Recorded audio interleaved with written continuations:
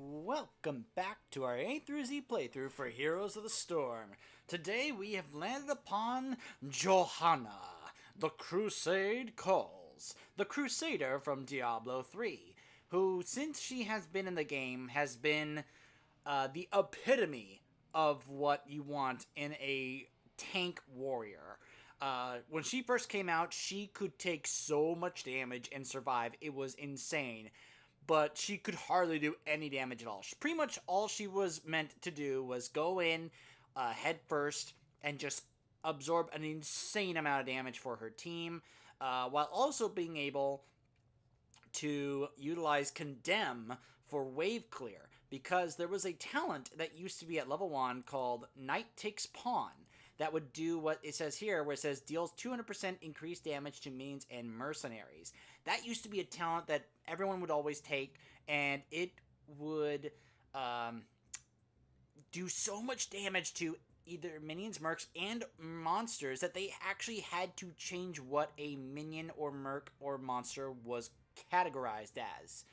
Because she could do this for the Infernal Shrines monsters, objective monsters, and it would cause her to just get that so fast that she was like a mandatory pick, and if you had her, you were more than likely going to win that objective. So she's gone through quite a bit of changes. In fact, she got through a recent rework that appears they want to try and give her a bit more of a bruiser damage side of things. She used to be like, if you ever need a solo warrior tank, she was, without question, a go-to choice. Now, they seem to have taken away a couple of things that used to take, like, you should be able to take Regen Master at 1, and then you could take Laws of Hope here at level 4. So you could combine those to give her an insane amount of health regeneration. But it looks like they have done things here to try and make it where she could be more of a damage-dealing bruiser, but really that's not the heart of what she is kind of really meant to be, I think. But I think she still is pretty strong, and we're going to see how she does today, although I'm not really looking forward to this. I think this could be a bad idea, because I'm trying to record this on a Saturday. And anyone who plays this game knows that you pretty much want to avoid playing this game on Saturday, because that's usually when some of the worst show up to play this game. Let's hope that's not the case today. The Crusade calls.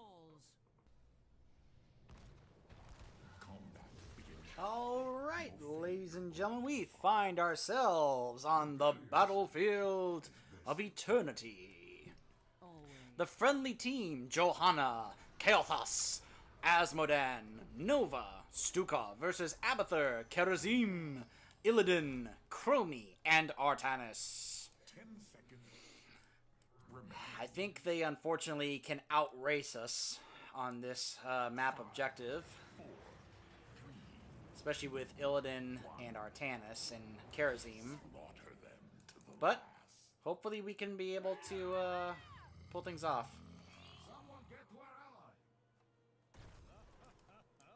Oh boy. I don't know what to think about that. That may not be a good sign. Oh! Wow. Man, our Artanis. Or not our Artanis, our Kael'thas. Oh! So at level 1 I took Laws of Hope. That is going to give me a passive of extra health regeneration. But it can also give me a little burst of healing if I wanted to. Like that right there. Be able to save my Stukov there, just simply due to my kit.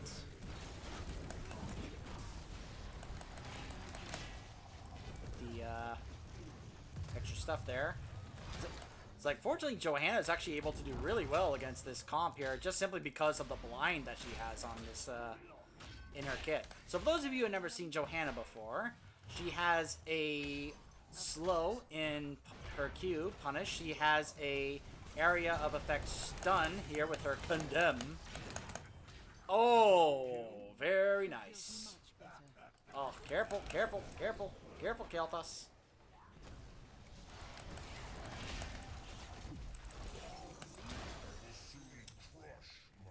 Obviously, that Abathur is going to give them a bit of an edge.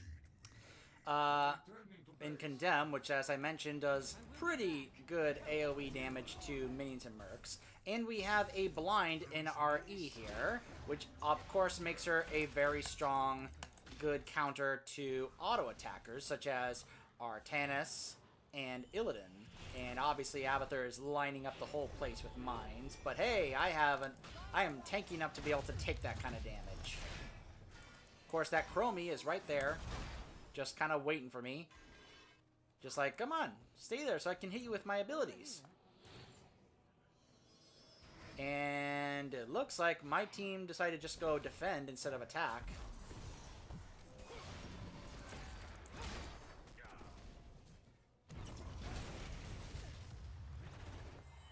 Of course, because I used my Unstoppable, it moved him, but it didn't move me. It's like, Kael'thas, just get out of there, dude. Alright, at level 4, we are going to go with Eternal Retaliation, which can reduce the cooldown depending on how many enemies I have hit with it. Oh my goodness. Alright, I stunned the Chromie out of her Sandblast there. That's one of the great things about her stun there. It's like you can stun people out of doing stuff like Chromie's Sandblast, which at times can be exactly what we need. But here's the unfortunate problem that I find a big weakness with Johanna. Her mana bar. She has all these abilities to reduce the cooldowns of her abilities, but she has nothing to help with her mana management. And, oh gosh, the Illidan with the Abathur. That is gonna be very annoying for our team to have to deal against. Especially when we have, like, a Kael'thas and such. Ugh, that's gonna be, that's not gonna be fun to deal with.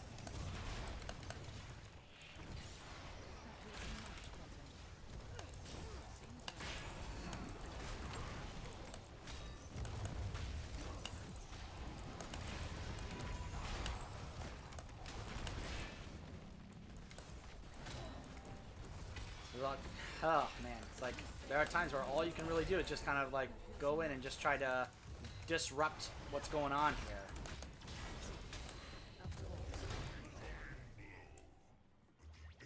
Of course, Johanna can't really do much in the way of damage. All she can really do is provide some crowd control, tank a lot of damage. No one's soaking top, so I guess I'll go up there. Not really ideal, especially against a Chromie, because obviously I can't really do much.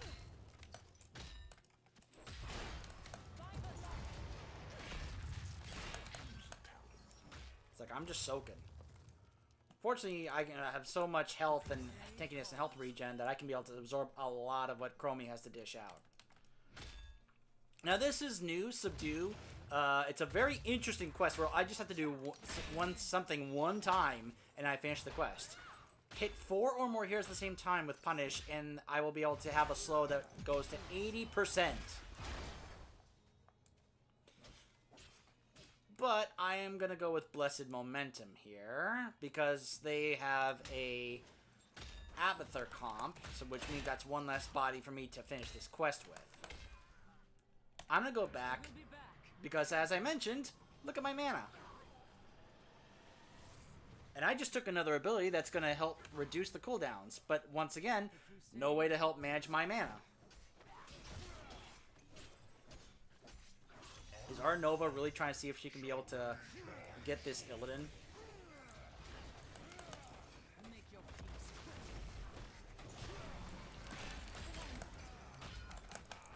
Obviously, I can't do much in terms of trying to chase the Illidan.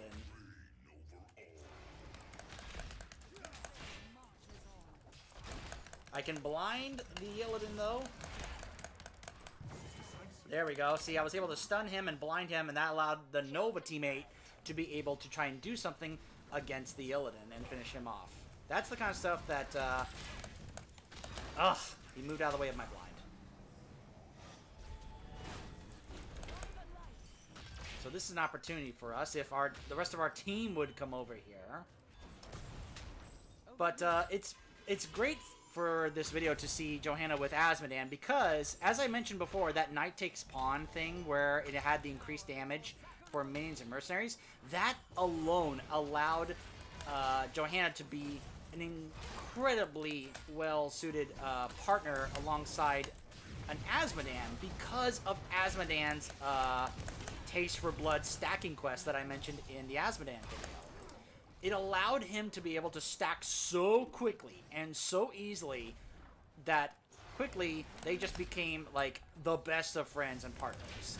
Like Johanna and Asmodan were like, during the time that Johanna had this insane stun, like it just made them like perfect for each other. Gotta get mana. And there's the Artanis. I was able to stun, but don't have enough mana to be able to do things like provide the blind. Alright, so I can go over here and I can be able to help out Asmodan and clear this up. There we go. Alright. So I did get a sippy cup, so maybe I don't have to hearth back. And they said, don't bother with the objective, just push, apparently. So the usual go-to ult was always Blessed Shield. It's a and I may need to do that anyway, just to help provide some extra crowd control for my team here. Be able to provide a blind there, a slow, and our towers were able to finish that off. The Illidan as well as the Abathur clone. I would have loved to have shown you guys Falling Sword, but I felt like my team needed me to take Blessed Shield here to add some more stun crowd control here. But I've always been a big fan of Falling Sword. So I've always loved abilities, even ults, that provide you a way to either engage in a fight or disengage from a fight. And Falling Sword is one of those kinds of abilities.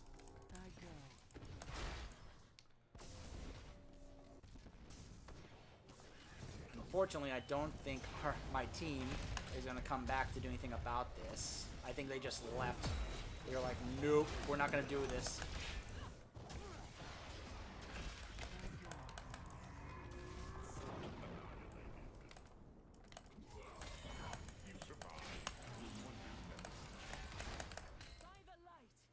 I don't want to use my shield on him.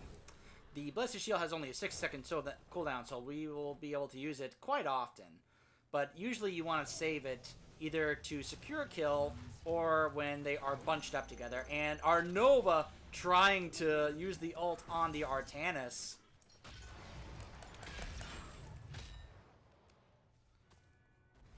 Better get back here so I can help against the Immortal. But I can also be able to help clear up this minion wave to make it where it won't provide assistance. Because obviously, as I mentioned, Johanna is not really that great when it comes to dealing damage. I use my Unstoppable here.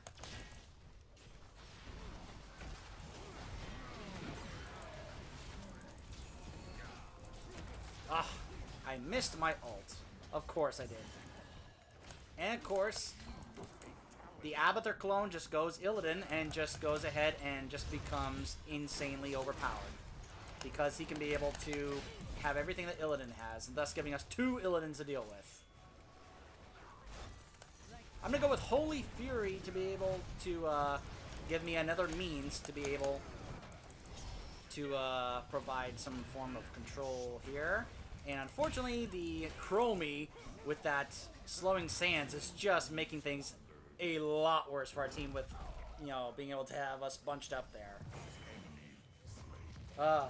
See, that Chromie is standing right there. If we could just be able to somehow finish off that Chromie. But look at this. It even took the stasis. Ugh. Not a good comp and not a good map for us.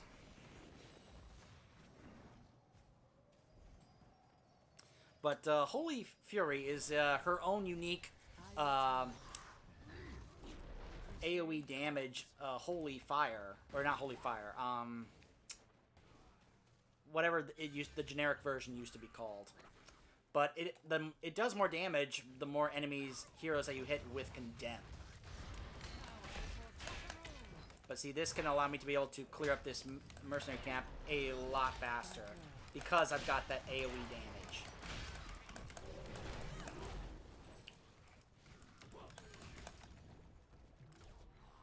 By the way, the Abathur and the Illidan are not in a group. They are just two solo players that just happen to get paired up, which is extremely annoying.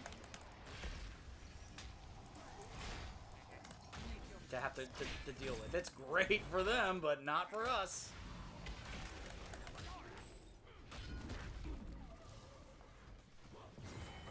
Oh, okay, we got the Abathur. Very nice.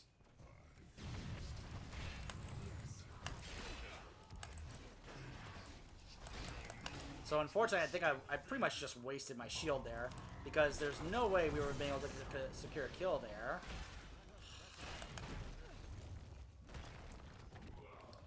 Our Kel'Thas just is... his positioning is not good. Ugh, this hurts. This...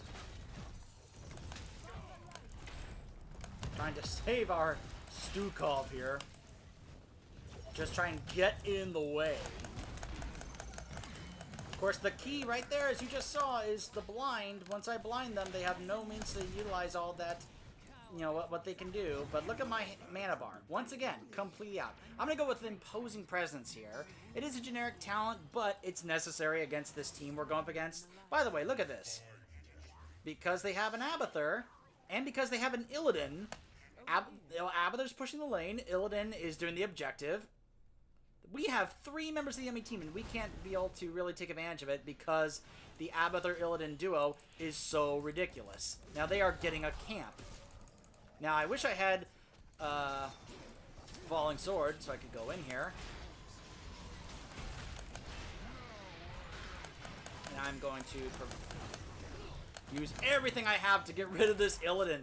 Oh my goodness. Wow. I had to use everything. I had to use Imposing Presence, my ult, everything to try and stop him, because that is what it's like against an Illidan. And now here comes the Abathur clone. Oh my goodness. Well, look at that extra damage I did, though, because I stunned them with my Condemn. I'm trying to see if I can get to my Azmodan teammate, but I don't think I'll be able to. Ugh.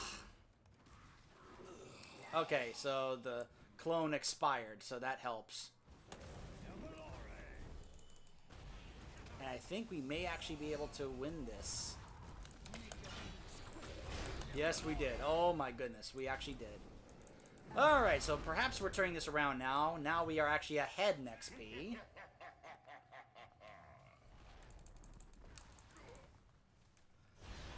But this is one of the strengths. You know, I looked at the comp and I thought, you know what? I'm going to get a lot of value from this blind here.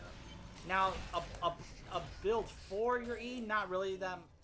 I don't think it's really that big of a deal. I don't think you're going to get that much value from that. But being able to have that occasional blind and stun on the likes of these guys, Imposing Presence on this Illidan...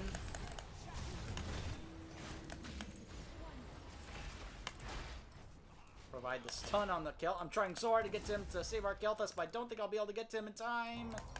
Oh my goodness, are you kidding me?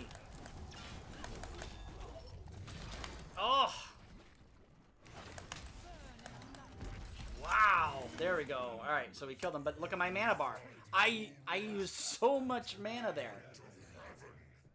My mana is gone. Now, because I had to chase after and protect my Kel'Thas, even though he still died, we weren't able to stay with the Immortal and take advantage of the objective.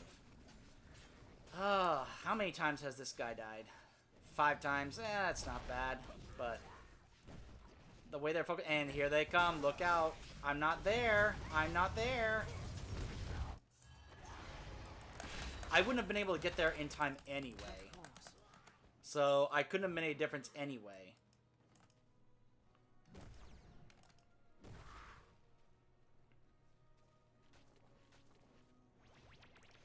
But now I have to go down here to try and help clear this up. Because, as I mentioned, Johanna is one of the best at wave clear because of her extra 200% damage to minions and mercenaries.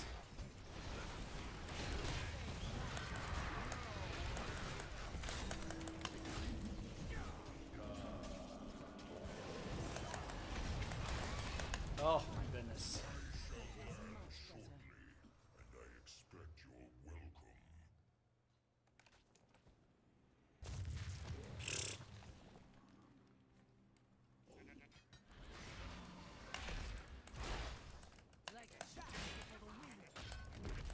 Just provide nice AoE damage to all the minions and mercs here. There we go. We are very close to level 20 where we are going to be able to pick up one of Johanna's best talents and what's considered a go-to. Here we go.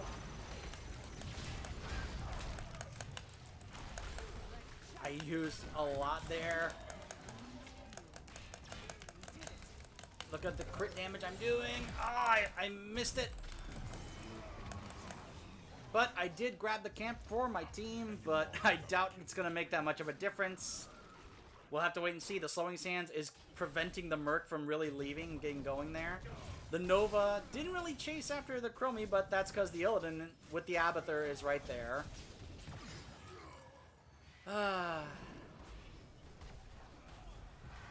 Oh, the Chromie is right there, but I don't think... Oh, the Nova, could she be able to pull this off? Oh, no, the Divine Palm from that Kharazim. Oh, my goodness. The timing of that Divine Palm. But look at this. This Illidan is just going to keep on going because he has an Abathur and he figures, hey, the whole team is dead. Why not? They have 20. We do not. But this camp is pushing. But look at this. The Abathur putting the mines down. They're not going to get much value here because Abathur's going to put a stop to that very quickly. Plus, since we are all dead... they're going to get a free objective here. And now we are going to go with Indestructible. Upon taking fatal damage, Johanna is going to get a huge shield for 4 seconds. It has a 120-second cooldown. This can be the difference maker in whether or not she lives or dies. But look at this. They're going to have a full shield objective.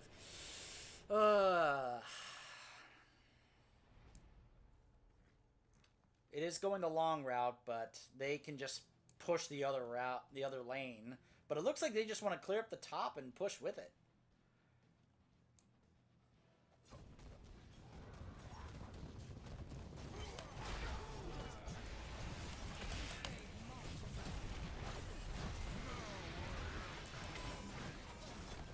Huh. Gonna go ahead and tap here. Anticipating I'm gonna need it.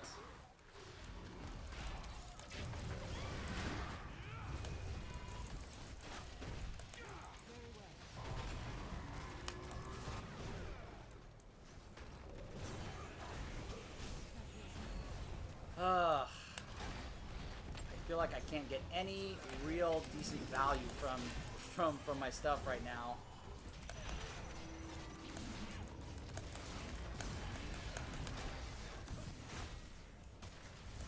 Oh, the Illidan was so low on health. I should have turned around. Oh.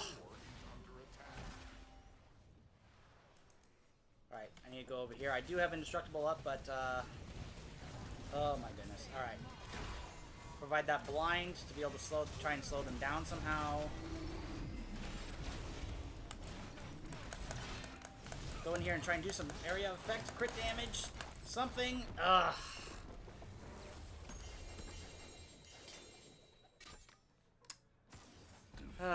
Well, we got done in by, of course, MVP.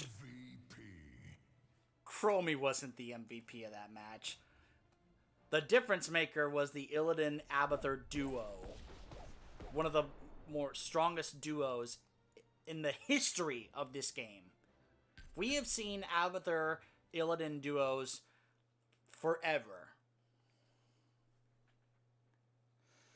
And unfortunately, our Kalthus just kept getting swapped.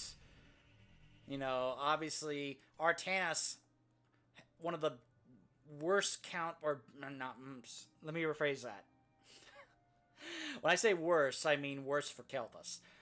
One of the best counters to Kelthus simply because of his swap. It just makes him a deadly counter to Kelthus. And I find this hysterical. This pains me as a Kelthus main. To see him go Convection Oven. Convection. Oh my goodness. Against an Illidan and an Artanis and a Chromie. That is a guy... Hold on. What level does he have Kelthus at? No. No. 60? Okay, so this guy either he just didn't care what he was picking and was just, just messing around and didn't care if he played well or not. No, that has to be the only... Or he just really didn't know what he was doing. Or he has not really thought about that. I played Kelthus, so no, you never picked that. But, anyway... The talents we picked today: Laws of Hope, Eternal Retaliation, Blessed Momentum, Blessed Shield, Holy Fire, or not Holy Fire, Holy Fury, Imposing Presence, and Indestructible. I don't think this is the go-to build for Johanna these days, but it was just kind of what I was, thought we were going to need. Cooldown reduction for my Condemn for that stun. Blessed Shield for the stun, even though I do still like, gosh. Give me a second. Falling Sword. Still trying to recover from all these busy hours during the holidays. This is kind of like, I guess, the different mentality that they are going with these days. Obviously, you could see there were times where I was able to take a lot, and having that that unstoppable at times was crucial. But there's just only so much that you can do against an Artanis swap and all the other stuff they had. But as you also saw, the blind was invaluable at times. Not to mention the extra crit damage I was getting from this when I would hit them with my Condemn. With the cooldown reduction here and the cooldown reduction from here, you're able to use Condemn a lot, which is one of the things that made Johanna really good, and she's still good. She's still in a really good spot. Definitely recommend picking her up and trying her out. Try to learn her. She's one of those basic, like, hey, you want to learn how to go in and just tank a bunch of damage? Well, here you go. Play Johanna. That's pretty much the go-to mentality of more so than any other warrior here on this roster is with Johanna. Up next, we're going to be looking at one of the newest heroes out of the game, Junkrat, who, he's obviously still new and, you need time, but I think I may have seen a build, courtesy of Palytime in his A through Z playthrough, that I may want to try out to see how effective it can be. And hopefully we'll have some fun with this fun character. Stay tuned.